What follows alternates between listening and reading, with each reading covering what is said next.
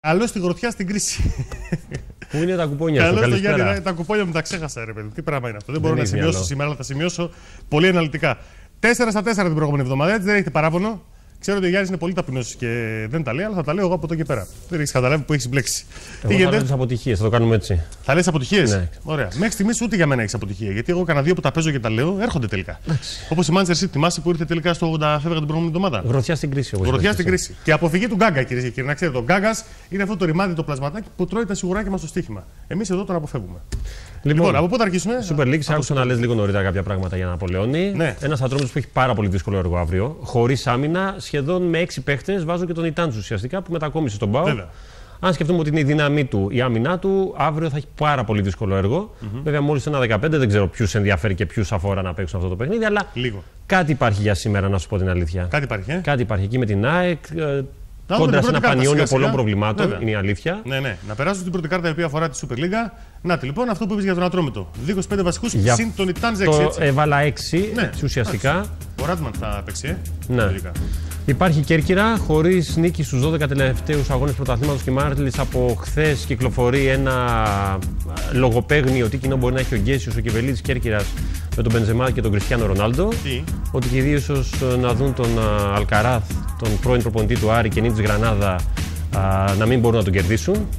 Γρανάδα Ρεάλ, θυμίζω έχουμε σήμερα. Με Αλκαράθ στον πάγκο. Ναι, νομίζω ότι είχε μια σχετική ρήτρα ο Αλκαράθ στον Άρη ότι αν έρθει πρόταση από τη Γρανάδα συγκεκριμένα θα φύγω. Γι' αυτό και λύθηκε έτσι λίγο. Είναι η ομάδα στην οποία ξεκίνησε σε ηλικία 28,5 ετών την προπονητική του καριέρα όταν ήταν στην τρίτη κατηγορία. Οπότε είναι ιδιαίτερη δεσμή. Θα τα πούμε αργότερα βέβαια. Θα τα χάσουμε γρήγορα ούτως ή άλλως. Ναι. Η Κέρκυρα η οποία παίζει με τον, το είπαμε, Ολυμπιακός Ατρόμητος. Η Κέρκυρα. Μέσα στον Όφη. Πολύ δύσκολο έργο. Πάρα πολύ δύσκολο βεβαίως. Και έχουμε τον ΠΑΟΚ να χάνει σπάνια το Φεβρουάριο από τον Άρη και επειδή ξέρω ότι του αρέσουν κάτι τέτοια. Αυτά μου αρέσουν τα αγγλικά, τα βρετανικά. Ένα ντέρμπι όπως και να το κάνουμε. Άρης ΠΑΟΚ, έτσι αύριο 7.30 ώρα. No bet. Πολύ ωραίο παιχνίδι. No bet το λες, No bet. Ρε παιδί μου, και εγώ άμα τα βάζω από εδώ, τα βάζω από εκεί, προσπαθώ να δω πού μπορώ να καταλήξω. Ή σε σημείο, ή σε under over, ό,τι θες και δυσκολεύουν πάρα πολύ. Το μυστικό είναι ότι όταν δυσκολεύεσαι σε τέτοια παιχνίδια, πηγαίνεις στη Σολομόντια λύση. Σοπαλία. Δηλαδή χ που λέγανε και παλιά. Δηλαδή χ. Ναι, μάλιστα. Εντάξει, για να δούμε. Και κάτι άλλο. Ας πούμε, σήμερα έχει το παιχνίδι τη ΑΕΚ με τον Πανιόνιο. Είπαμε, OK, εντάξει, μας το πεις και αργότερα. Και Αστέρα Τρίπολης Παναθηναϊκός. Βλέπω, γυαλίζει το μάτι σου λιγάκι. Ναι, πονηρά. Ναι. Το πονηρό είναι ότι η λογική λέει Παναθηναϊκός λόγω ονόματος, λόγω φανέλας που εγώ προσωπικά πλέον δεν τα πιστεύω. Παλιά. Η super φόρμα λέει Αστέρας Τρίπολης. Super φόρμα, super έδρα. Παναθηναϊκός κακός γενικότερα. Ένας Παναθηναϊκός που έρχεται από το super διπλό μέσα στο Περιστέρι. Ναι, και γενικότερα ό,τι βαθμουλάκι έχει μαζέψει θα έχει πετύχει σε εκτός έδρας παιχνίδια. Κατά κύριο λόγο, δηλαδή παίρνει κάποιους βαθμούς ο Παναθηναϊκός εκτός. Στο άσοχη νομίζω είσαι υπερκαλυμμένος. Είσαι καλυμμένος, και εγώ έτσι λίγο. Πάμε Αγγλία. Πάμε Αγγλία να δούμε τι γίνεται εκεί πέρα. Η Chelsea, παιδιά, έχει ακόμα τον ίδιο προπονητή, μην ανησυχείτε. Δεν αλλάζουμε ακόμα. Μόλις φύγει ο Μπενίτες θα σας ενημερώσουμε. 0-2-2-2 μέσα σε 5 λεπτά. Εκεί τον κρατάει ο άλλος, δεν τον διώχνουμε τίποτα. Και σήμερα πάλι το ίδιο. Δεν κερδίζει η Chelsea, εγώ αυτό πιστεύω. Newcastle Chelsea.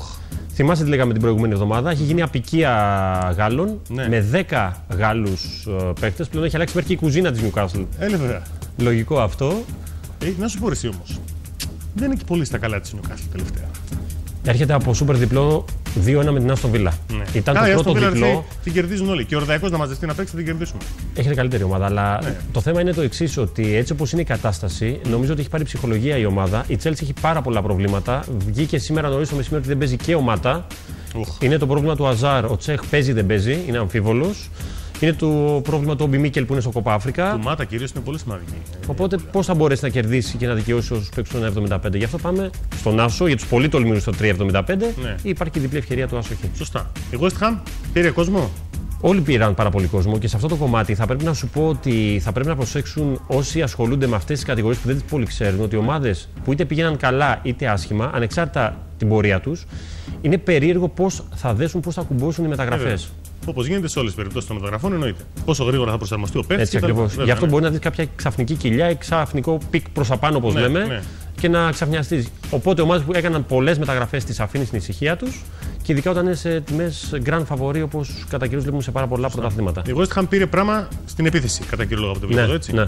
Και η United, η οποία μετράει 69 παιχνίδια χωρίς 0-0 στην Premier League. Το 69, να ξέρετε, δεν είναι στρογγυλό ή κάτι τέτοιο, αλλά είναι ύποπτο νούμερο. Μπορεί να σπάσει. Μπορεί να γίνει 70. Τώρα. Με ποιον παίζει τώρα η United? Έχει δύσκολο έργο μέσα στο Craven Cottage. Να το 0-0, σας το λέω. Ίσως παίξει ο Μπερμπάτοφ. Ξέρεις, ειδική δεσμή εκεί πέρα. Μπερμπάτοφ κόντρα στην παλιά ομάδα και ίσως με Καραγκούνι στο αρχικό σχήμα. Έφυγε σπασμένος από την United, τα έχει βάλει και με το Ferguson κτλ. Πάμε Γερμανία τώρα να δούμε τι μας φέρνει ο Γιάννης από την Bundesliga.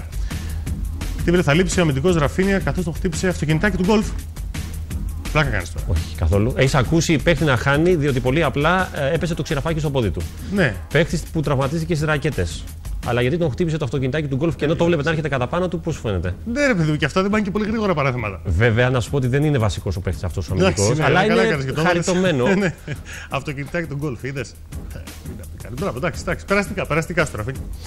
Άλλο, έρχεται από 6 άντρες στο πρωτάθλημα, Bayern. Είναι περίεργο. Και εγώ να σου πω την αλήθεια, δεν το είχα προσέξει. Αλλά αν δεις τα τελευταία της παιχνίδια, έχει πάρα πολύ κλειστά σκορ. Και όταν μιλάμε για άντερ, μιλάμε για λιγότερα από 3 γκολ. Γιατί υπάρχουν και αυτοί που παίζουν under-over, έτσι, δεν είναι μόνο σημεία. Την ίδια στιγμή που έχουμε Wolfsburg-Augsburg, δίχως παίζει Bayern. 5 παίκτες, Mainz-Bayern.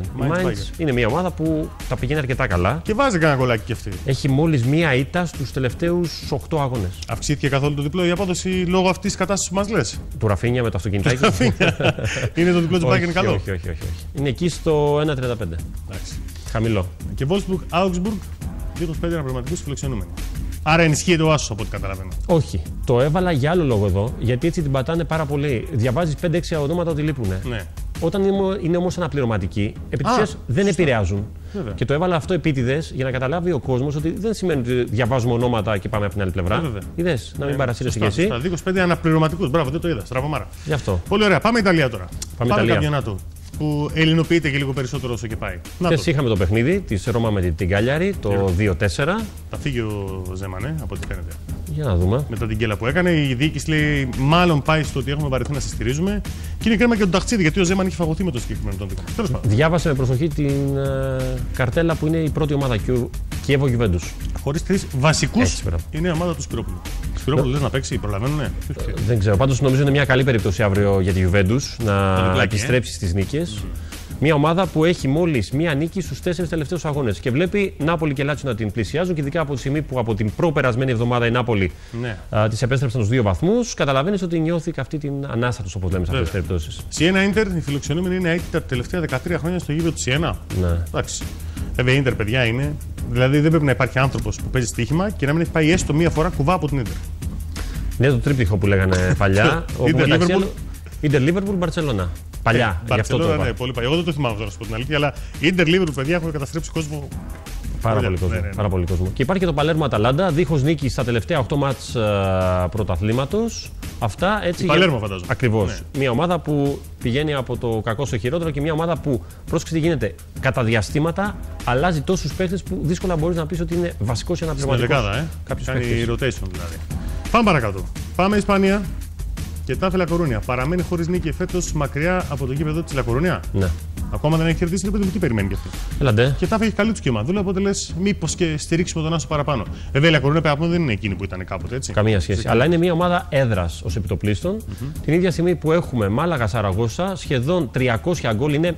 300 λεπτά, ζητάω συγγνώμη, χωρίς να πετύχουν γκολ οι φιλοξενούμενοι. Για την ακρίβεια είναι 280 κάτι. Ναι. Αλλά το στρογγυλέψαμε λιγάκι έτσι για να μείνει περισσότερο στο μυαλό των τηλεθεατών. Ναι, και είναι και απέναντι σε μια πάρα πολύ καλή ομάδα όπως την Μάλαγα. Που αλλιώς την περιμέναμε. Θυμάμαι μάλιστα ότι στον Παναθηναϊκό πανηγύριζαν επειδή έτυχαν μαζί τους στα playoff του Champions League. Αλλά βλέπετε ότι η Μάλαγα δεν αστείευεται και στο Champions League Super και στην Primera Division όσο μπορεί λόγω Barcelona Real μια χαρά. Την τελευταία εβδομάδα τη διαβάζει εσύ, να το τονίσει πάλι. 4 βασικοί θα λείψουν από τους γηπεδούχους της Εσπανιόλης στο παιχνίδι με τη Λεβάντε, έτσι. Βίντρα. Όχι νομίζω. Βίντρα, όχι. Βίντρα σίγουρα εκτός αποστολής. Για το Σπυρόπουλο δεν ξέρω. Λοιπόν, για όποιους θέλουν έκπληξη, εγώ κοντράρω τη Ρεάλ σήμερα. Αν όχι στον Άσο, στο Ισοπαλία. Με ποιον παίζει? Γρανάδα Ρεάλ, αυτό που λέγαμε λίγο νωρίτερα. Ρεάλ Καράθ. Με Αλκαράθ, Λούκας Αλκαράθ. Είναι το πρώτο μάτσα από το. Γιατί όμως γιατί. Κούραση τώρα, μην πει από το κλασικό και τέτοια. Όχι, δεν ξέρω κατά πόσο ενδιαφέρεται. Η Ρεάλ, κοίταξε, σίγουρα θέλει την θέση για τους ομίλους. Αλλά κακά τα ψέματα, αν δεις την προετοιμασία που κάνει για τη μεθεπόμενη εβδομάδα για το Champions League. Πλέον η χρονιά της παίζεται στο Champions League με την Manchester. Άντε και στο κύπελο, αλλά κυρίως στο. Χωρίς Κασίλιας, χωρίς Πέπε, αλλά κυρίως χωρίς τον Οζίλ. Από το κέντρο είναι μια πολύ διαφορετική ομάδα. Διότι ο Οζίλ έχει το εξής. Δεν είναι μόνο καλός παίχτης, όταν οι υπόλοιποι βαριούνται, πηγαίνουν, δεν πηγαίνουν. Αυτός τους εμψυχώνει, τρέχει, σκυλιάζει όπως λέμε. Και μπορεί να κάνει πάρα πολύ δουλειά. Θα λείψει και αυτό σήμερα. Οπότε δεν θέλει και πολύ, να σου πω την αλήθεια. Μια ισοπαλία δεν θα χαλάσει κανένα από τους δύο, μόνο τους παίκτες που θα παίξουν Real σε αυτή την τιμή του 1 και τίποτα για μένα, στο 25. Η Μπαρτσελόνα έχει άλλο πρόβλημα στη Βαλένθια. Κατά πόσο θα βγάλει μια δύσκολη παράδοση που έχει. Καλό ματσάκι αυτό. Εντάξει, η Βαλένθια Μπαρτσελόνα είναι καλό παιχνιδάκι. Δηλαδή, όποιο παιχνίδι έχει πιθανότητες να κάνει γκέλα η Μπαρτσελόνα, αυτομάτως είναι καλό μάτι. Έτσι ακριβώς. Σωστά. Και η Ατλέτικο που μήπως και πλησιάσει. Δεν ξέρω με τα προβλήματα που έχει. Τώρα μιλάς για την Ατλέτικο Μαδρίτης, η οποία έχει τα δικά της προβλήματα. Ναι, δεν παίζει ο Φαλκάο και αυτό είναι ούτως ή άλλως. Τη στιγμή που και η Μπέτις είναι Ατλέτικο Μπέτις στο παιχνίδι, έχει και αυτή τα δικά της θέματα εσωτερικής φύσης. Ναι. Με απλήρωτους παίχτες, με ποδοσφαιριστές που γκρινιάζουν γιατί δεν έχουν μεγάλο χρόνο συμμετοχής. Πάμε και στο Σαμπιονά. Η Παρί τι έκανε χθες? Αυτό που μπορούσε. 0-4. 4-0 για την ακρίβεια, μέσα στην έδρα εκεί όπου περιμέναμε όλοι. Θα διεξαχθεί στο δεύτερο γήπεδο της ΟΣΕΡ, τον Μπαστιά Εβιάν. Ακριβώς. Okay. Η χειρότερη ομάδα εκτός έδρας του Σαμπιονά, η Τρουά, χωρίς νίκη σε 10 παιχνίδια, μόλις 2 ισοπαλίες. Και η Μπορντό Βαλανσιέν, 4 σημαντικές ελλείψεις παικτών για τους φιλοξενούμενους. Άμα λέει σημαντικές, μιλάμε για βασικούς, φαντάζομαι. Έτσι. Άρα πάμε για Μπορντό δηλαδή η δουλειά. Πηγαίνουμε για Μπορντό. Υπάρχει μια καλή περίπτωση στο Λοριάν Ρεν. Διότι και η Ρεν βγήκαν απουσίες τη τελευταία στιγμή. Η Μπορντό είναι μια ομάδα που θα παίξει όπως έπαιζε πριν, χωρίς πολλές προσαφαιρέσεις λόγω μεταγραφών. Και υπάρχει και το σωσό Σεντετιέν, όπου πρόσεξε αρκετός κόσμος παίζει Σεντετιέν. Αλλά νομίζω ότι έτσι όπως είναι ο συνθετικός κλωτάπιτας, οι καιρικές συνθήκες και η κατάσταση τη σωσό, μην μας κάνει εντύπωση να δούμε σήμερα τη σωσό ως γηπεδούχο να πάρει νίκη ακόμα και μια ισοπαλία. Σωστά. Για να δούμε τώρα τι προτείνουμε, παιδιά. Πάμε στην τελευταία κάρτα. Για να δούμε ποιες είναι οι προτάσεις. Το κλου της βραδιάς, όπως λέμε. Η ΑΕΚ του Μαξί τώρα σε αποθεώνει. Περίμεναν όλοι να πει ΑΕΚ άσο, γιατί όπως με τον Όφη το είπες και ήρθε. Για το γούρι, ρε παιδί μου, λέω ναι. Το θέμα δεν είναι τι έρχεται, είναι πώς έρχεται. Θυμάσαι, Πανιόνιος και ΑΕΚ ήταν τα που λένε μας την προηγούμενη εβδομάδα. Ήρθε και αυτά με 1000 ζόρια. Έκαναν γκέλες τερματοφύλακες. Δώρο. Ναι, δώρο εντελώς.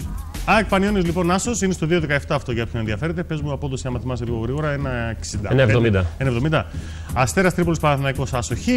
Κιέβο Γιουβέντους διπλό στο 2,61 και στο 2,68 Αζαξιό Λιόν. Αυτές είναι οι εκτιμήσεις από το Γιάννη Ράνιο. Πάρα πολύ ωραία. Ελπίζουμε να τα πας τόσο καλά όσο και την προηγούμενη εβδομάδα. Να σε καλά και να σε δούμε με κουπόνια το επόμενο Σάββατο την ίδια ώρα. Καιρός είναι. Ευχαριστούμε πάρα πολύ. Για χαρά. Εμείς πάμε